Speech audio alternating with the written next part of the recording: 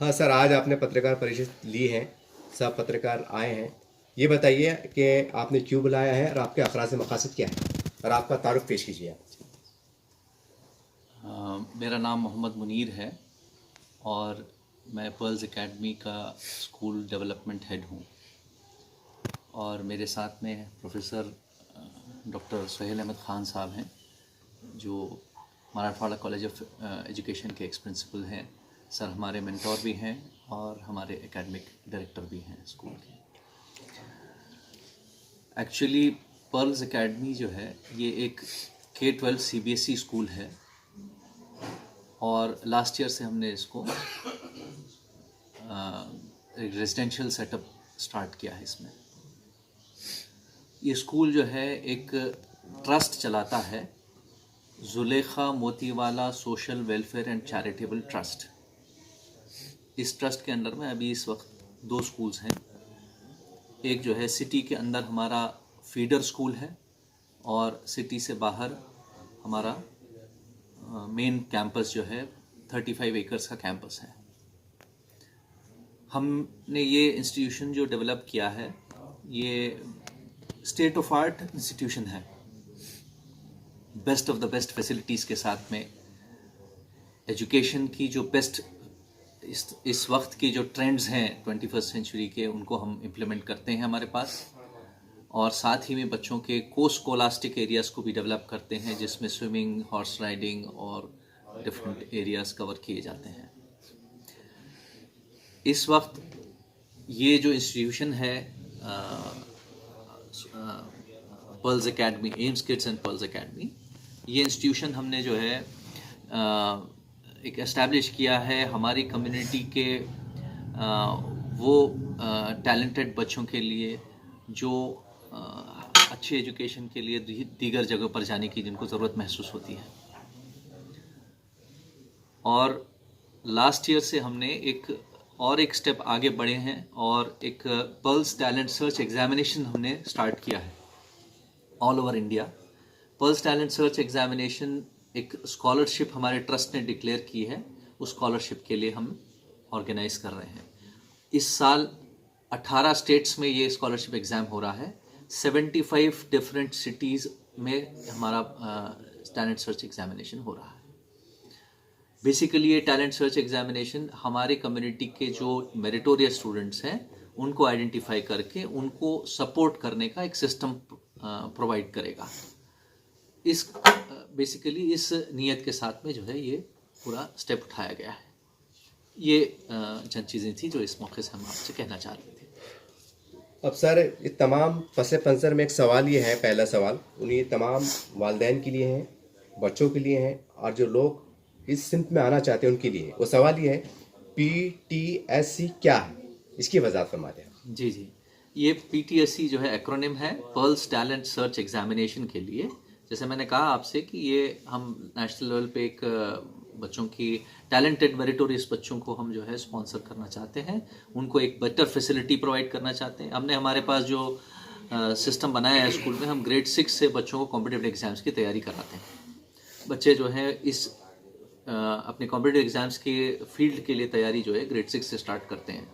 तो उनको different types of facilities हम प्रोवाइड करते हैं और जैसे जैसे बच्चे हायर क्लासेस में जाते हैं तो हम उनको प्रोफेशनल कोचिंग भी देते हैं, बच्चों को जो है बेहतर से बेहतर हम जो है तैयारी करा सकें आने वाले कॉम्पिटिटिव एग्जाम्स के लिए। सर, आपने ऐसा क्यों ज़रूरत महसूस की आपके इदारे ने, आपके ज़िम्मेदारों ने, कि इस स्कॉलरशिप एग्ज़ाम को लेना चाहिए? इसकी वजूहत क्या है? बेसिकली हमने ये देखा है कि बहुत सारे बच्चे हमारी कम्युनिटी के अंदर बहुत टैलेंटेड बच्चे हैं, बहुत ज़हीन बच्चे ऐसे हैं जिनको ये मौके फ़राम नहीं हो पाते हैं कि वो अच्छे इंस्टीट्यूशन में जाके पढ़ाई कर सकें, बेहतर पढ़ाई कर सकें। तो वो अब कई मरतबा ऐसा होता है कि वो अपने करियर में जो है वो ये रोड ब्लॉक्स की वजह से अपने करियर में जो है परेशान रहते हैं, कोई सूटेबल उनको राह नहीं निकलती है। तो इसके लिए एक बेहतर तरीका ये था कि अगर हम टैलेंट एक सर्च एग्जामिनेशन करा करके उन बच्चों को हम हमारे पास ला करके हम तैयार करें, तो ये एक उनके लिए उनके इस प्रॉब्लम का एक सोल्यूशन हो सकता है। सर, हम देखते हैं कि रियासती सतह पर और मुल्की सतह पर कई तंजीमें भी इस तरह से काम कर रही हैं। क्या आपको लगता है कि आपके इस इक़दाम से एक मुस्लिम समाज के जो पिछड़े हुए जो लोग हैं, बच्चे हैं, उनको फ़ायदा मिलेगा? लगता है सर आप? मैं समझता हूँ कि हम जो कोशिश कर रहे हैं और भी लोग कोशिश कर रहे हैं, माशाल्लाह बहुत अच्छी बात है। हमें भी उस कोशिश का एक हिस्सा बनना चाहिए। और चूंकि ये तो ऐसी एक ऐसा फील्ड है, इसमें ज़्यादा से ज़्यादा लोग और ज़्यादा ऑर्गेनाइजेशंस भी आएँ, वो और बेहतर चीज़ है। हमारी कोशिश ये है कि हम थोड़ा फोकस्ड करके चल रहे हैं इसमें। उम्मीद है कि हम शायद हमारे जो ऑब्जेक्टिव्स हैं उसको अचीव कर पाएंगे इंशाल्लाह। सर जैसा आपने कहा है कि मुस्लिम समाज के बच्चे, और क्या मुमकिन है कि इसमें हमारे जो अक्सरियत हमारे बिरादरान के जो भाई होते हैं, गैर मुस्लिम भाई, उनके बच्चे भी कहने के टैलेंटेड होते हैं, जी। क्या उन्हें भी मौके फराहम करेगा आपका इदारा है? अगर वो यहाँ पर आकर के हमारे पास पढ़ना चाहें तो हम बिल्कुल फराहम करेंगे। सर इसके अलावा यानी आप, मेरा पूछता सवाल ये है, एक जैसा आपने कहा 17 रियासतों में और भी आप फैलना चाह रहे हैं, तो इसका एक और अज़ाइम क्या है इसके अलावा? ये तो खैर एजुकेशन से लगता है कि आप एजुकेशन की तरफ माइल हो रहे हैं, लेकिन इसके अकराज मकासद निचोड़ अज़ाइम क्या है आपके? हम क्या ये हासिल करना चाहते हैं? जी, हम ये चाहते हैं कि हमारी कम्युनिटी का जो टैलेंटेड बच्चा है वो उसको ऐसे प्लेटफॉर्म्स हम दे सके कि वो उसको as a spring board use करके जो है अपनी करियर में आगे बढ़ सके। बेसिकली हमारा जो है ऑब्जेक्टिव ये है।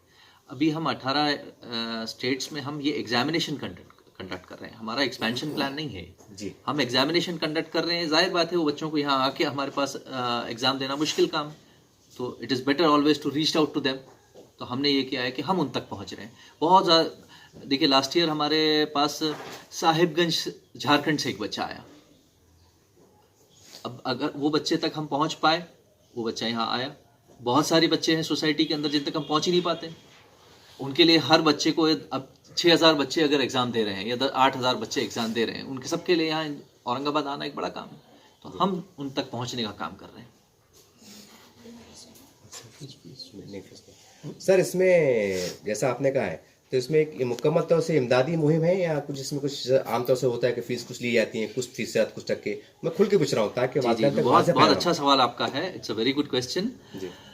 हमारा जो स्कॉलरशिप का प्लान है, इसमें ग्रेड 5th से लेकर के ग्रेड 10th तक हम बच्चों की ट्यूशन फीस की जिम्मेदारी लेंगे, और ग्रेड 11th और 12th की हम मुकम्मल जिम्मेदारी लेंगे। उनकी लॉजिंग, उनकी बोर्डिंग, उनके यूनिफॉर्म, सारी जिम्मेदारी हम लेंगे इंशाल्लाह। सर इसमें ये बताइए आप, कौन कौन से स्कूल के तलबा बराह रास्त, क्योंकि आमतौर से क्या होता है कि एक देखने में आता है कि हर सोसाइटी की कहने की एक अना परस्ती होती है कि भाई आप फला सोसाइटी वाले कर रहे हैं, हम उनमें क्यों जुड़े, ये बहुत सी बातें होती हैं या गलत फहमी पाई जाती हैं। तो मुकम्मल बहुत खुल के पूछ रहा हूँ, कौन कौन से सोसाइटी वाले या स्कूल वाले आपसे मुकम्मल तौर से जुड़ सकते हैं बराह रास्त? सर जनाब इसमें तो ऐसा है, ये हमारी कोशिश है कि टैलेंट को सर्च करना यानी एक्सप्लोर करना, ढूंढना। उसमें तो हर स्कूल में बच्चे टैलेंटेड रहते हैं, कम और ज़्यादा। तो हम कोशिश ये करेंगे कि तमाम ही स्कूलों से हम जुड़े हुए हैं और तमाम ही स्कूलों के बच्चों को ये मौके फराहम कर रहे हैं। हमारा ये प्लेटफॉर्म ओपन है, बच्चे यहाँ रजिस्टर कर सकते हैं, रजिस्टर करने के बाद एग्ज़ाम दे सकते हैं। एग्ज़ाम में अगर वो हमारे मेयार में उतरे, वो अगर आ गए हैं, तो हम उनको स्कॉलरशिप फराहम करेंगे। स्कॉलरशिप की भी जो किस्में हैं, 100% स्कॉलरशिप है, 75% है, 50% है, और लास्ट में 25% का भी हम सोच रहे हैं। और इसमें जो है हमारे पास कुछ फिक्स कोटा है कि हम नीट के और JEE के, ये हम 45 स्टूडेंट इस तरह रख रहे हैं। इन्हें तकरीबन 90 स्टूडेंट नीट के रहेंगे और 90 स्टूडेंट IIT के रहेंगे, जिनको स्कॉलरशिप अवेल होगी, जिनको जो स्कॉलरशिप अवेल कर सकेंगे। बाकी अगर बच्चे आ रहे हैं तो उनको फ़ीस के साथ उनको भी हम मौके प्रोवाइड करेंगे। उनको पूरी फ़ीस के साथ उनको बेहतरीन सलाहियत वाले बच्चे हमारे पास हम बनाने की कोशिश कर रहे हैं। ये कोशिश है, अल्लाह इससे कबूल करे। हमारी सोसाइटी जो है, हमारा ट्रस्ट जो है, इस तरफ राग़िब हुआ कि हमने इस फील्ड में मेहनत करना चाहिए ताकि हमारे बच्चों को मौके मिले और वो कॉम्पिटेंट बने। पूरी कोशिश कॉम्पिटेंट की है हमारी। हम इसमें कॉमर्स स्ट्रीम भी रख रहे हैं, आगे आर्ट्स स्ट्रीम भी रखने वाले हैं, और कॉम्पिटिटिव एग्ज़ाम के लिए बच्चों को प्रिपेयर करना हमारा मकसद है। सर हमारे समाज में अब देखते हैं कि स्कूल कई ज़बानों के हैं, जैसा उर्दू मीडियम है, मराठी मीडियम है, इंग्लिश मीडियम है। मेरा सवाल ये है कि तमाम मीडियम के स्कूल के तलबा आपसे अप्रोच हो सकते हैं या कोई खाली इंग्लिश मीडियम? देखिए, इसमें हमने पिछले साल तो उर्दू मीडियम के और इंग्लिश मीडियम के तलबा रहे हमारे पास, अभी भी हैं वो।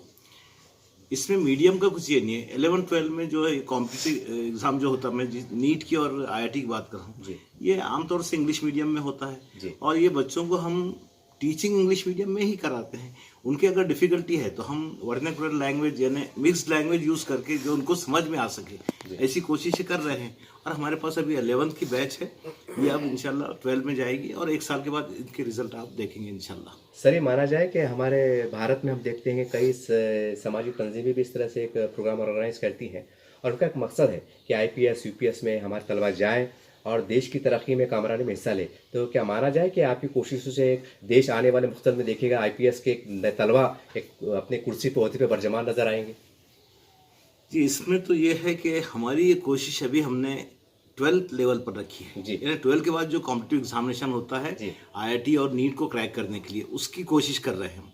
इसके बाद हमारे प्लान में ये भी है कि हम आगे आईएएस आईपीएस वगैरह जैसा आप कह रहे हैं, इनके लिए भी हम कोचिंग सेंटर कायम करने वाले हैं। लेकिन अभी ये सिर्फ पेपर वर्क है, अभी एक्चुअली इसको स्टार्ट नहीं किया हमने। पहले इसको अच्छी तरीके से हम शुरू कर दें, अभी फोकस्ड हम इस पर ही है।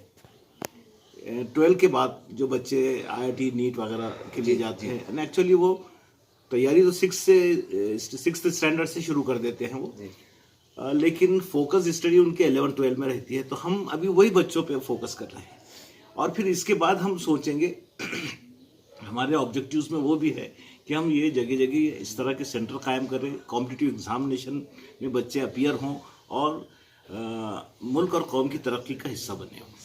सर, जैसा आपने कहा है कि हम कई रियासतों में हम फैल रहे हैं, हम कोशिश कर रहे हैं और जिस ज़िला में आप काम कर रहे हैं, जैसा एग्जांपल मैं देना चाहूँगा औरंगाबाद के अंदर, तो क्या औरंगाबाद के तमाम जो स्कूल्स के बच्चे बराह रास्त कोई भी, जैसा आपने जिक्र किया है, क्या वो आपसे जुड़ सकते हैं जहाँ जहाँ भी आपके सेंटर चल रहे हैं बराह रास्त सीधे तौर पर?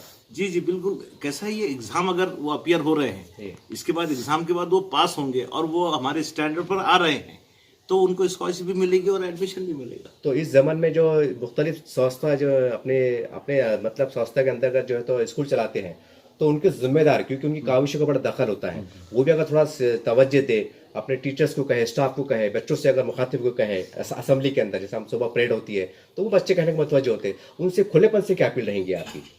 हम इस मौके से आपके ज़रिए से हम ये बात लोगों तक पहुंचाना चाहते हैं कि वो ज़्यादा से ज़्यादा तादाद में इस अपॉर्चुनिटी को अवेल करें, बच्चों को जो है इसमें एग्ज़ाम में बिठाएं, क्योंकि एग्ज़ाम फ्री है, कोई इसकी फ़ीस नहीं है बच्चों की। तो और ये टाइम भी ऐसा है कि बच्चों का फुल प्रिपरेशन है अपने फाइनल एग्ज़ाम्स के हिसाब से, तो उनके लिए इस एग्ज़ाम में बैठना और इसको क्रैक करना इतना मुश्किल नहीं होना चाहिए। हम चाहते हैं कि इस आपके माध्यम से हम चाहते हैं कि ये बात सब तक पहुँचे कि वो अपने बच्चों को इसमें रजिस्ट्रेशन कराएं और एग्ज़ाम दें।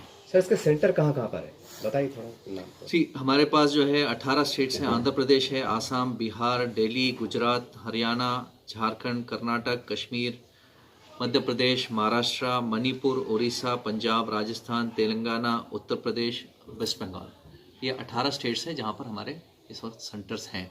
75 स्कूल्स के हमने टाई अप किया हुआ है क्रॉस कंट्री, वहाँ पर ये एग्ज़ाम कंडक्ट किया जाएगा। सर, एग्जाम कब होने वाले ताकि बच्चों को आपसे रुजू होने में आसानी? कब? ये एग्ज़ाम जो है हमने 12 फरवरी को रखा है जी। 12 फरवरी, आने वाली 12 फरवरी जो है संडे है, बच्चों के लिए ऑफ डे रहता है, बच्चे एग्जाम दें। सर, एक बच्चों के दरमियान से सवाल उठ के आ रहा है, जैसे आपने फरवरी कहा है, जी। तो मार्च में मैट्रिक के 12वीं के एग्जाम होते हैं, जी। तो क्या वो बच्चे भी तलबा ऐसा ले सकते हैं, क्या डिस्टर्ब हो जाएंगे कोई एजुकेशन की मैं एग्जाम होने समझता हूँ कि ये शायद उनके लिए एक प्री बोर्ड की तरह काम करेगा। ऑलरेडी उनका एग्जाम आ रहा है, उस एग्जाम के लिए एक और तैयारी के लिए उनको मौका मिल रहा है, टारगेट फोकस करने का एक मौका मिल रहा है उनको। अब सर, एक तमाम इससे हटके एक सवाल, जैसा आपने मुस्लिम माइनॉरिटी के बारे में कहा है, हमारे पास बड़ी संख्या में, बड़ी तादाद में अरबी मदारिस भी है और हमने देखा है कि कई अरबी मदारिस के बच्चे आईपीएस में डिप्लोमा किए वहाँ पर पाए हैं, तो क्या आप तो उनसे अपील करना चाहेंगे कि आपके जेर मदरसे में कोई ऐसे बच्चे हैं जो साथ में कॉलेज या स्कूल पढ़ते हैं, वो भी हमसे रुजू हो सकते हैं, मदरसे को जिम्मेदार उसको अपील करना चाहेंगे आप? हम चाहते हैं कि सोसाइटी में जो भी बच्चे हैं जो अपने अंदर ये सलाहियत महसूस करते हैं और जो चाहते हैं कि वो इस तरह की किसी कॉम्पिटिटिव एग्ज़ाम को दें और एक अच्छे कंपटीशन में बैठ करके वो सिलेक्ट होकर स्कॉलरशिप पाएँ और एक अच्छे इदारे में जाकर ये पढ़ाई करें, सबको हम खुशामदीद कहते हैं इस मौके से। सर इस मौके पे ने जो सोसाइटी वाले, स्कूल वाले, तलबा अगर उनके वालिदैन अगर आपसे रब्ता करना कायम करना चाहे तो आपका ऑफिस का कोई पता बता दीजिए, तो मोबाइल नंबर बता दीजिए ताकि वो आपसे बातचीत कर सके, आपसे रब्ता कायम कर सके। बिल्कुल, हमारे ऑफिस जो है वो यहीं पर है जहाँ पर आप जी। मौजूद हैं। ये औरंगाबाद टाइम्स कॉलोनी में जो एम्स किड्स है, यहाँ पर हमारा ऑफिस है। Anybody can walk in any time. हमारे पास कभी भी कोई भी आ सकता है, आए, खुशामदी सबको। और हमारा नंबर भी यहाँ का ऑफिस का आप ले सकते हैं, 9356931960। इस पे कांटेक्ट कर सकते हैं और anybody can come, anybody can contact.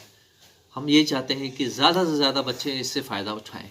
हमारे पास अभी इस साल 145 सीट्स हैं स्कॉलरशिप के लिए। लास्ट ईयर हमारे पास 100 सीट्स थी, हमने इस साल उसको इजाफा करके 145 सीट्स की हैं।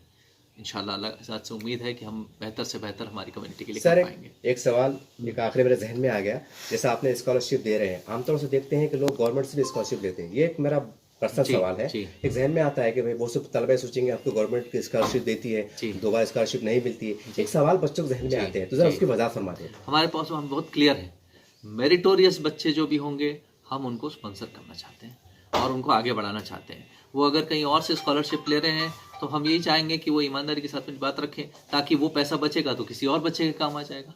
It is a very plain and logical thing.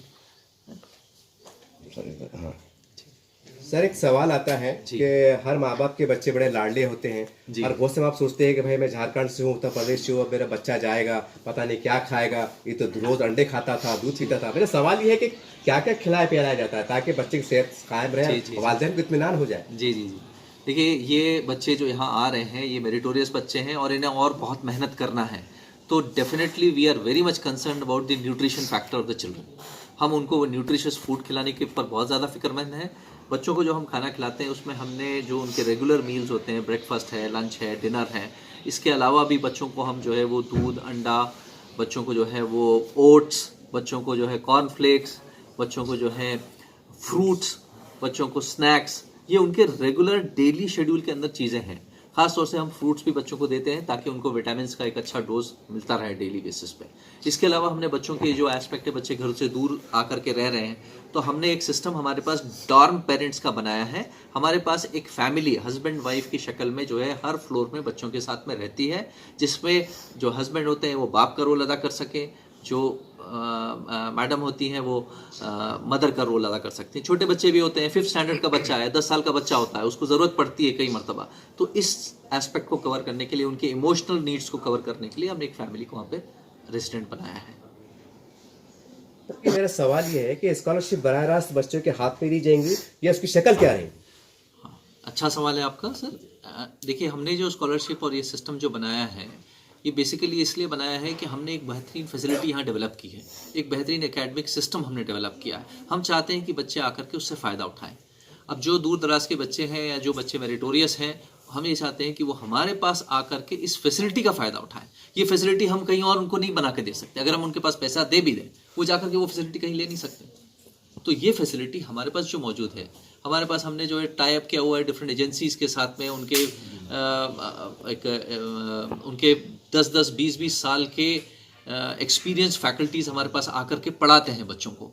और ये फैकल्टीज़ खुद जो है IITians हैं या NIITians हैं या डॉक्टर्स हैं, ये हमारे PhDs हैं, ये हमारे प्रमाइसिस में आकर के बराह रास्त बच्चों को 6 घंटा डेली पढ़ाते हैं। ये फैसिलिटी हम दूसरी जगह नहीं दे सकते उनको, या ये फैसिलिटी वो बच्चे दूसरी जगह नहीं पा सकते।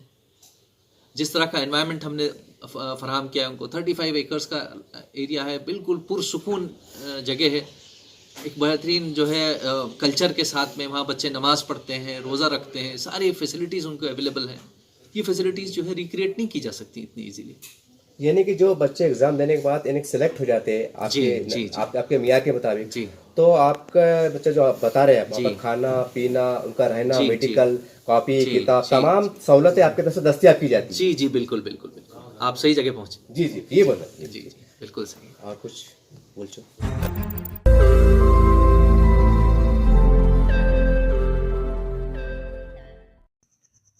रोज़ नई खबरों को देखने के लिए हमारे औरंगाबाद समाचार चैनल को सब्सक्राइब कीजिए और नोटिफिकेशन पाने के लिए हमारे बेल आइकन को दबाइए ताकि हर खबर की नोटिफिकेशन आपको मिलती रहे।